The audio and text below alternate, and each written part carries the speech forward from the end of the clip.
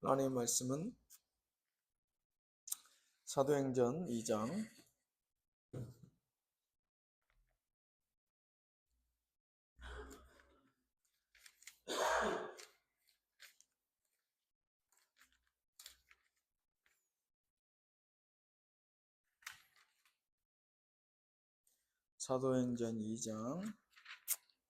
1절로 42절까지 한 절씩 교독하도록 하겠습니다. 오순절 날이 이미 이름에 그들이 다 같이 한 곳에 모였더니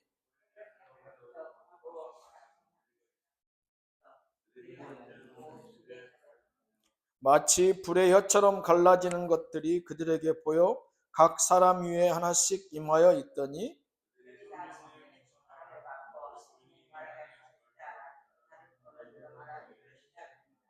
그때에 경건한 유대인들이 천하 각국으로부터 와서 예루살렘에 머물러 있더니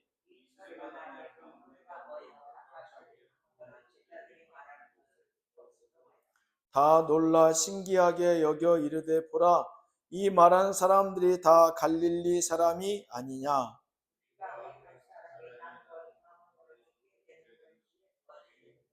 우리는 바데인과 메데인과 엘람인과 또 메소포타미아 유대와 갑바도기아 본도와 아시아 부르기아와 부르,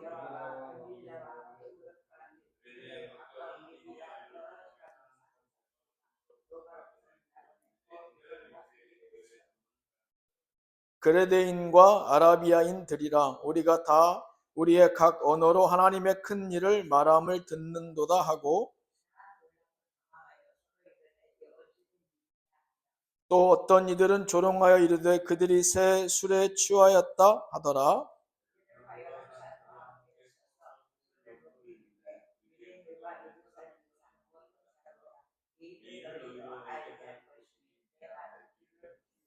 때가 제3신이 너희 생각과 같이 이 사람들이 취한 것이 아니라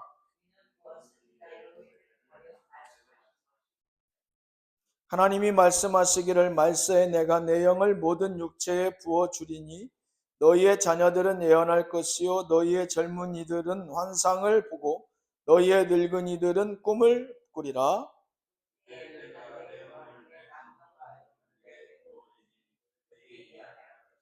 또 내가 위로 하늘에서는 기사를 아래로 땅에서는 징조를 베풀리니 곧 피와 불과 연기로다.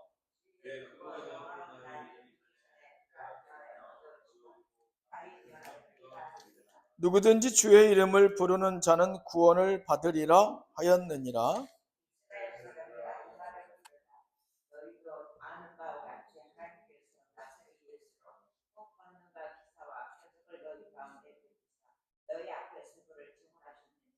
그가 하나님께서 정하신 뜻과 미리 아신 대로 내준 바 되었거늘 너희가 법 없는 자들의 손을 빌려 못 박아 죽였으나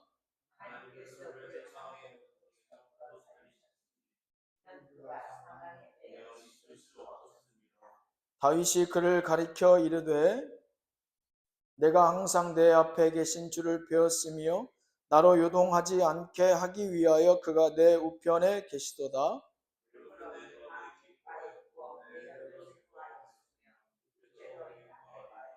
이는 내 영혼을 음부에 버리지 아니하시며 주의 거룩한 자로 썩음을 당하지 않게 하실 것임이로다.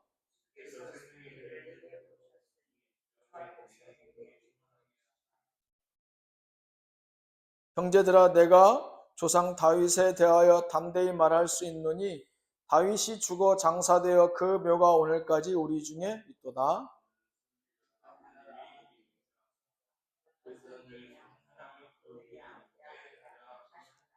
미리 본고로 그리스도의 부활을 말하되 그가 음부에 버림이 되지 않고 그의 육신이 썩음을 당하지 아니하시리라 하더니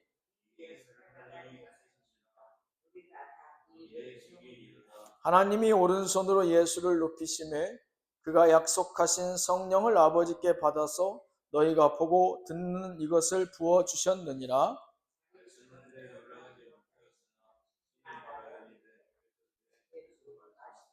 내가 내 원수로 내 발등상이 되게 하기까지 너는 내 우편에 앉아 있으라 하셨도다 하였으니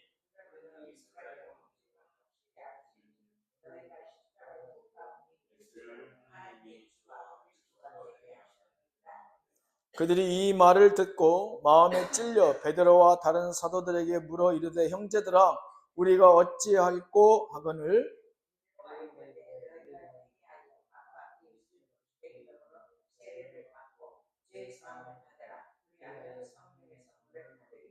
이 약속은 너희와 너희 자녀와 모든 먼데 사람 곧 주 우리 하나님이 얼마든지 부르시는 자들에게 하신 것이라 하고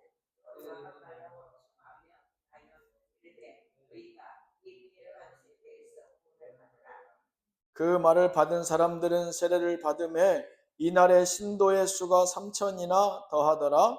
그들이 사도의 가르침을 받아 서로 교제하고 떡을 떼며 오로지 기도하기를 힘쓰니라. 아멘.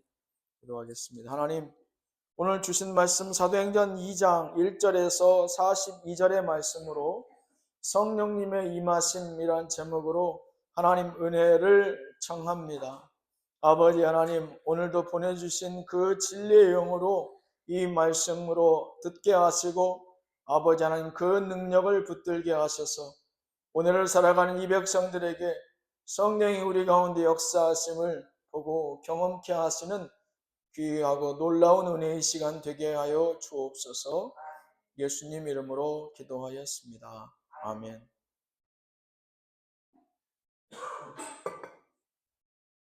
예수님께서 이제 하늘로 올라가시기 직전에 제자들을 불러 모아놓고 이제 그 땅 가운데 본인이 해야 할 사명들을 이제 마무리하는 육신의 옷을 입고 내려온 동안에 마무리하는 그 마지막 그 사명을 마감하는 그 자리에 서 있습니다. 그러면서 사도행전은 그야말로 일장에 예수님께서 그 제자들에게 너희들이 어떻게 내가 너희에게 맡겨놓은 사명을 감당해야 될 것인지 그 1장에서 설명하고 있고 2장부터는 구체적인 그 사명의 흐름을 사명의 시작들을 우리가 볼 수 있는 것이 바로 이 사도행전인데 사도행전 1장 8절에 보면 우리가 너무 잘 아는 그 말씀이 있습니다. 오직 성령이 너희에게 임하시면 너희가 권능을 받고 예루살렘과 온 유다와 사마리아와 땅 끝까지 이르러 내 증인이 되리라 하시니라. 이 말씀에서 사실 가장 중요한 대목은 첫 구절에 있어요. 오직 성령이 너희에게 임하시면 이 얘기를 잘 음미해 보면 그 가운데 답이 있는데 성령은 우리가 불러서 오고 가라 하면 가시고 오라 하면 오시는 분이 아니라고 예수님 말씀하시죠. 오직 성령이 임하시면 그 얘기는 무슨 뜻이냐? 우리가 부르거나 가라고 명할 수도 없지만 그분이 오거나 갈 수 있는 시간들을 우리는 미리 짐작하거나 예측할 수도 없다. 그분이 판단하셔서 그분이 오시는 것이 그것이 성령의 오고 감의 그 원리일진데 중요한 것은 이 복음의 증거 예수 그리스도가 구원자요 우리 가운데 우리의 죄를 사함받기 위해 사하기 위해서 이 땅에 오셨다라고 하는 그 놀라운 그 복음을 증거하는 그 사명을 감당하기 위해서는 가장 우선되고 첫째 되는 선결 조건이 바로 성령을 우리가 경험해야 된다. 예수님 이렇게 말씀하세요. 그래서 성령이 먼저 오셔야 그 사명이 시작되는 스타트 라인, 그곳에서 우리가 빵 하고 하면 그 스타트 라인 출발하잖아요. 그 신호, 출발 신호가 무엇이다? 성령이 임하시면. 예수님은 이렇게 단서를 달아놓죠. 오직 성령이 너희에게 임하시면. 성경 오늘 말씀의 제목은 성령님의 임하심입니다. 사도행전 성령행전이라고도 하고 그야말로 제자들의 사도, 그래서 사도행전, 그들의 움직임의 어떤 역사들, 그들의 어떤 사역들의 일련의 과정들, 또 교회 시대의 출발, 그래서 사도행전이라고 하는데 사실은 신학적으로 우리가 좀 더 신앙적으로 깊이 있게 볼 부분은 성령의 역사입니다. 우리가 바울 서신을 보았지만 사도 바울도 그가 한 번도 그가 원하는 지역으로 간 적이 없어요. 성령께서 그 방향을 정하시고 때로는 사도 바울이 그 길을 행치 않을 때는 성령께서 강권해서 그 걸음을 바꾸십니다. 발걸음을 돌려요. 그는 소아시아 가고자 할 때에 때로는 유럽으로, 또 그는 또 방문했던 자들을 또 다시 한번 재방문하고자 할 때 또 성령은 다른 길로, 또 그를 로마로 하나님께서 성령을 통해서 역사하시는 장면이 바로 바울서신의 내용이에요. 곧 그에게 바울서신은 사실은 바울의 그 복음 증거하는 역정이라기보다는 성령께서 바울을 통해서 소아시아와 유럽에 어떻게 복음을 증거하였는지를 볼 수 있는 귀한 내용이기도 합니다. 이제 그 시작이 섰습니다. 성령께서 어떻게 역사하시는가? 그 시작의 근원은 예수님의 말씀, 이 사도행전 1장 8절에 예수님께서 부활하신 이후에 40일 동안 다시금 제자들과 더불어 이 땅에 남아 계시다가 40일째 하늘로 승천하시잖아요. 그 승천하시기 직전에 제자들에게 남기신 말씀이 이 사도행전 1장 8절의 말씀이에요. 성령은 사뭇 여기서만 등장하지 않죠. 예수님께서 누차 제자들에게도 성령을 얘기했고, 심지어 구체적으로 예수님 말고 이 성령의 존재에 대해서 얘기한 유일한 사람이 있어요. 그게 누구냐? 세례요한. 세례요한이 그가 하늘로부터 예수 그리스도를, 나는 그분을 신들매를, 이 신발끈을 묶는 것조차도 감당할 수 없는 그 신분의 차이가 있지만 내 사명이 그러하니 내가 예수님에게 세례를 줄 수밖에 없는데, 봐라, 내가 예수님에게 세례를 줄 때 하늘로부터 비둘기 같은 성령이 임하지 않느냐, 그 모습은 세례요한만 보게 되죠. 그래서 구체적인 성령의 존재를 세례요한이 최초로 확인해 줍니다. 그래서 사실 예수 그리스도의 모든 행사와 이적 가운데는 누가 함께 하셨다? 성령께서 함께 하셨다는 것을 우리가 이제 미루어 어느 정도 짐작해 볼 수 있죠. 자, 오늘 말씀의 내용에 보면 이제 오직 성령이 너희에게 임하시면 너희가 권능을 받고 예루살렘과 온 유대와 사마리아 땅끝까지 이르러 내 증인이 되리라. 이 사도행전 1장 8절에 가장 핵심적인 단어는 세 단어예요. 성령님, 권능, 증인. 이 세 단어입니다. 성령님이 오셨을 때에만 우리는 능력, 곧 권능을 받고 사명을 감당할 수 있다. 곧 증인의 삶을 살아갈 수 있다. 성령님, 권능, 증인. 그래서 예수님께서 그 사명을 감당하기에는 분명 능력이 있어야 되는데 그 능력은 어디서부터 시작된다?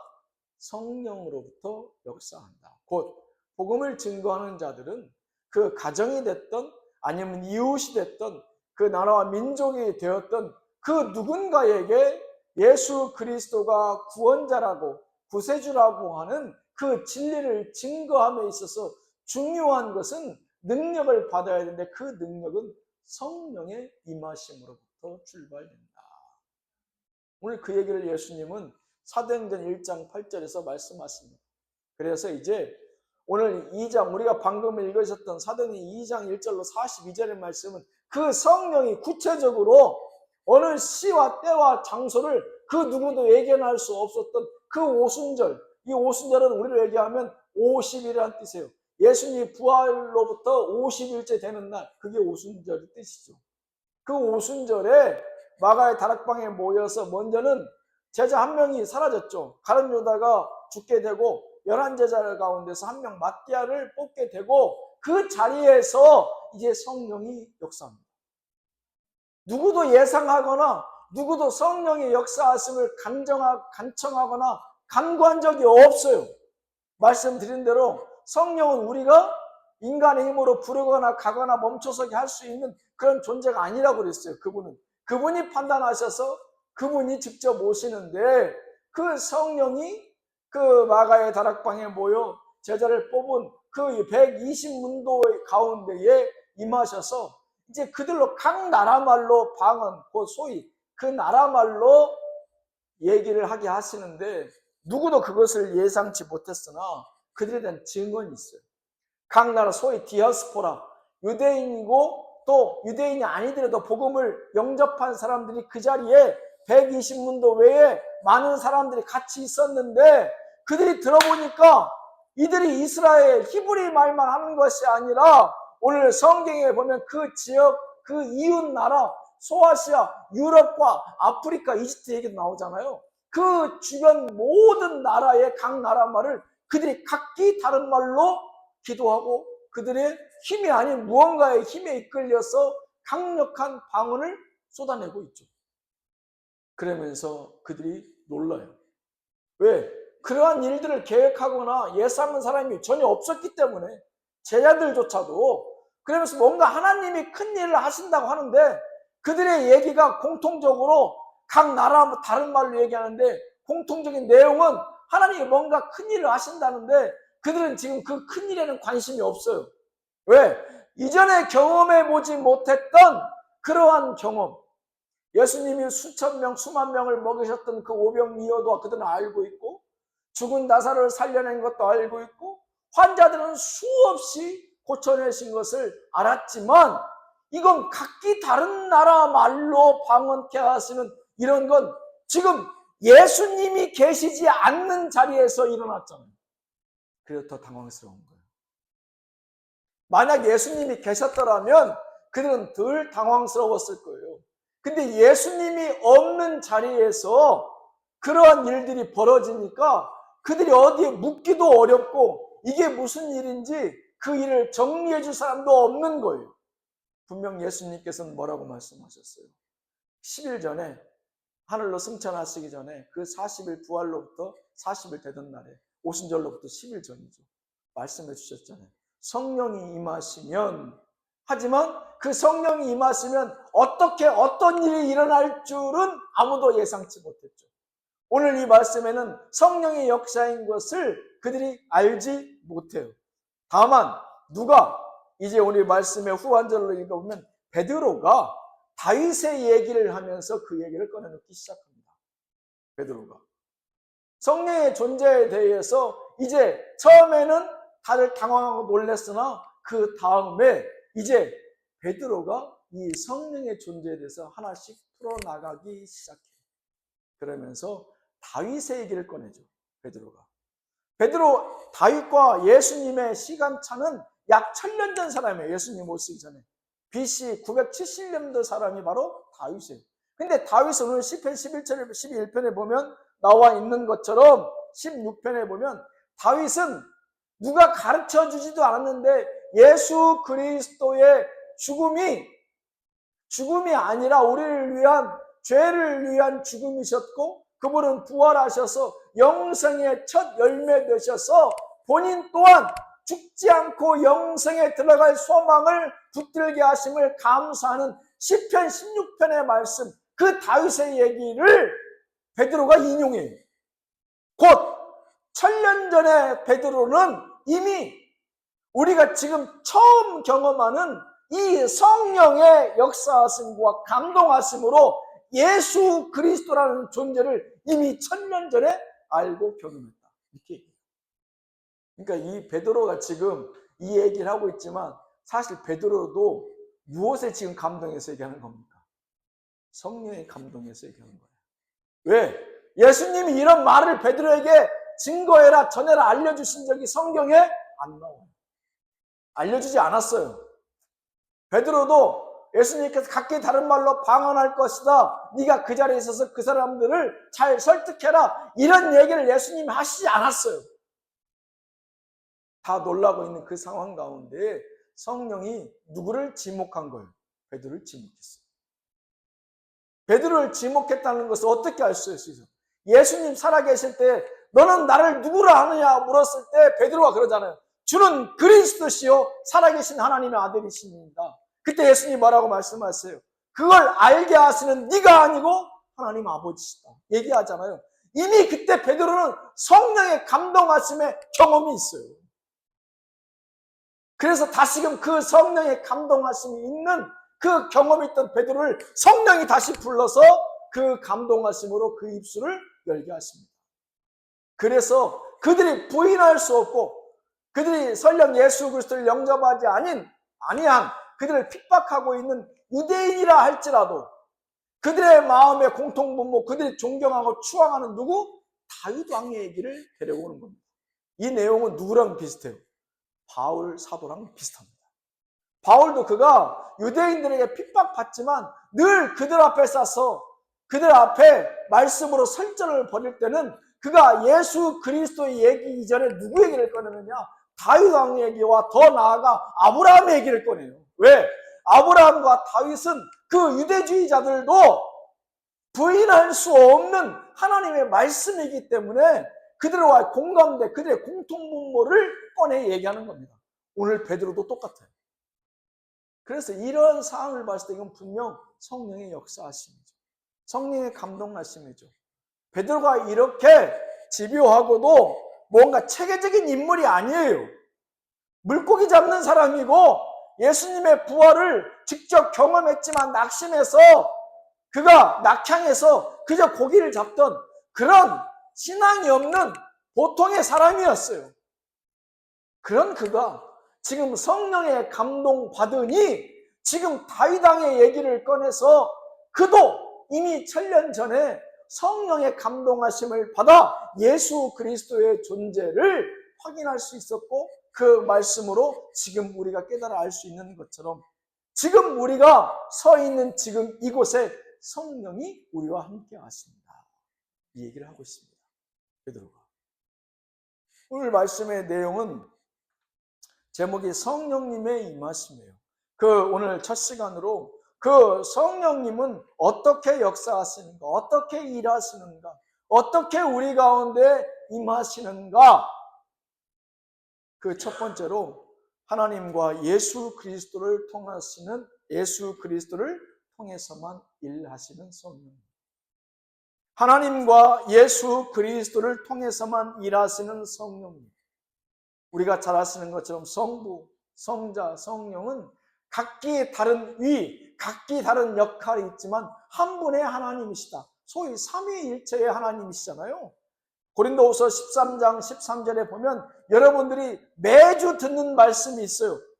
축도 시간에 주 예수 그리스도의 은혜와 하나님의 사랑과 성령의 교통하심이 너희 무리와 함께 할지어다. 물론 그 수사적 표현이 약간은 다를 수 있으나 모든 교단의 정상적인 기독교 교회라고 한다면 마지막 축도 시간에 성부 하나님과 예수 그리스도의 은혜와 성령의 역사하심을 공표하고 다시 한번 결단케 하시는 제목이 축도 시간에 나오죠. 듣게 되죠. 그건 뭡니까? 성부, 성자, 성령의 하나님, 예수님, 성령의 그 하나 되신 하나님의 능력으로 이 예배를 받으시고 우리의 믿음 지켜 주옵소서 라고 다시 한번 우리의 믿음을 결단하고 다시 한번 되돌아보고 다시 한번 일주일의 삶을 살아가는데 되짚어보는 그 마지막 점검의 시간, 그게 바로 축도예요. 그 성령은 어떻게 일하신다고요? 하나님과 예수 그리스도와 더불어서 동행하시고 일하시고 역사하신다. 곧 하나님의 이름이 없는 곳에, 예수 그리스도의 구원의 역사가 없는 곳에 성령은 결단코 함께 하시지 않습니다. 그분 단독으로 움직이지 않아요. 곧 이단이 일으키는 역사와 사이비가 역사하는 그곳에 성령이 있다고 그 누구도 인정해서도 안 되고 그것을 믿어서도 안 돼요. 왜? 그곳에 하나님과 예수 그리스도, 진리와 성령이 함께 하실 수가 없어요. 하나님의 영광도 예수 그리스도의 구원도 그 가운데에 성령이 역사하실 이유가 전혀 없는 것이죠. 요한복음 14장 26절에 보면 보혜사 곧 아버지께서 내 이름으로 보내실 성령, 그가 너희에게 모든 것을 가르치고 내가 너희에게 말한 모든 것을 생각나게 하리라. 곧 성령의 그 역사하심은 우리 가운데 예수 그리스도의 이름을 기억나게 하신다라고 오늘 요한복음 14장 26절은 말씀하고 있습니다. 곧 성령은 그분이 직접 오늘 이 감동으로 오늘 사도행전 2장에도 각 나라 방언으로 하게 하지만 그 방언을 통해서 다시금 그들이 누구의 이름을 기억나게 하고 누구의 말씀을 기억나게 하신다고요? 예수 그리스도의 말씀을 기억나게 하신다.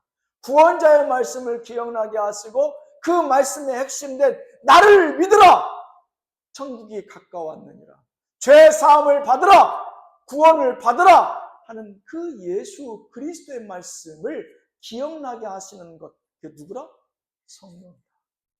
그러니까 철저하게 성부, 성자, 성령은 같이 움직이시고 역사하시고 일하시지만 이 성령은 예수님께서 말씀하시기를 성령이 너희에 임하시면, 곧 예수님은 승천해서 올라가셨지만 그 거룩한 영이 아직도 남아서 그 일을 계속 감당하고 계신 것이죠. 누구의 이름으로? 예수 그리스도의 이름으로.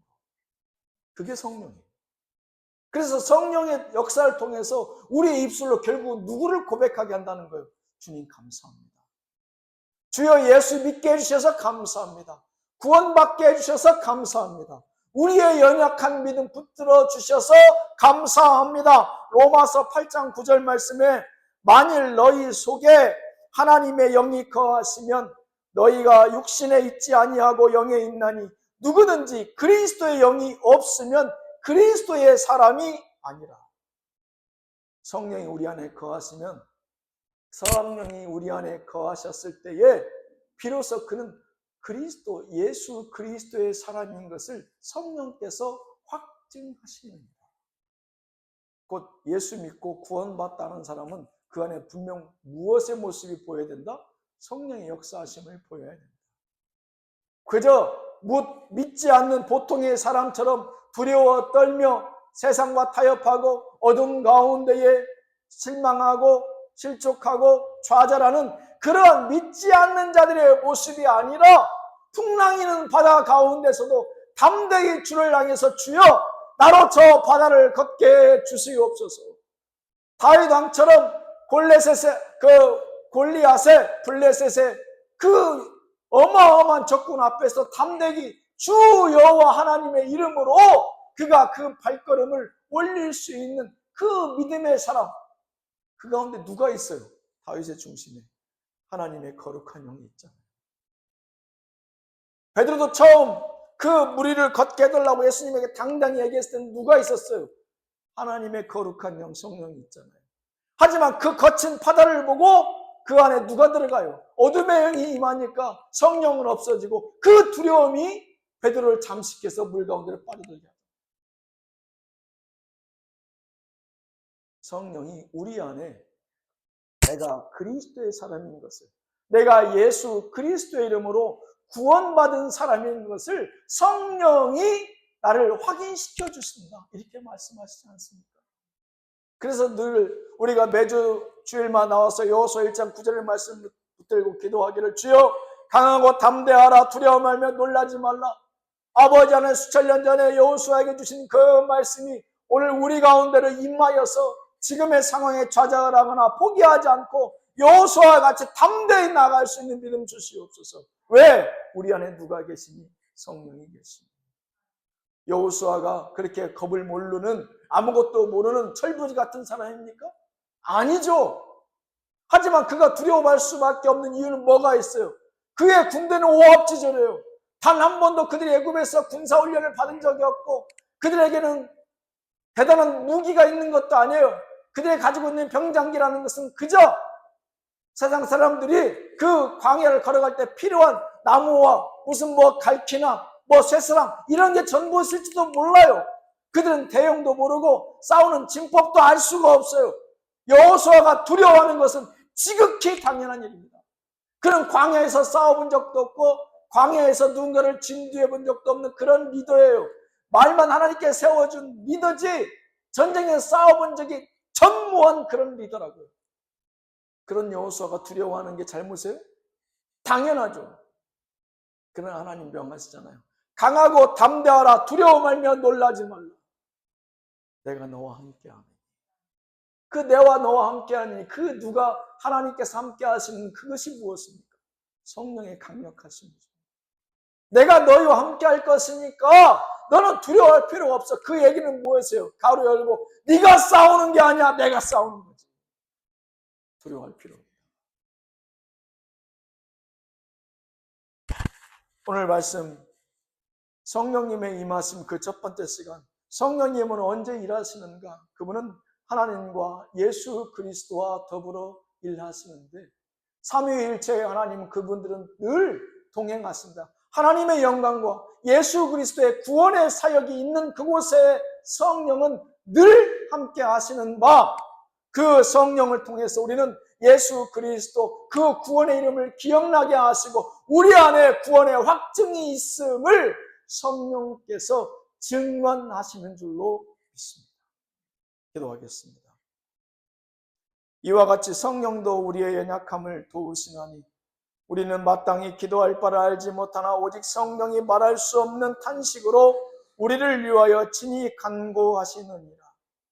주여, 우리의 부족함을 누구보다 잘 아시는 주님께서 오늘 이 아침 우리 가운데로 들어오셔서 우리의 연약함을 누구보다 잘 아시오니 성령을 통하여 기독케 하시고 우리의 부족함을 주 예수 그리스도의 이름으로 충만케 하여 주시옵소서.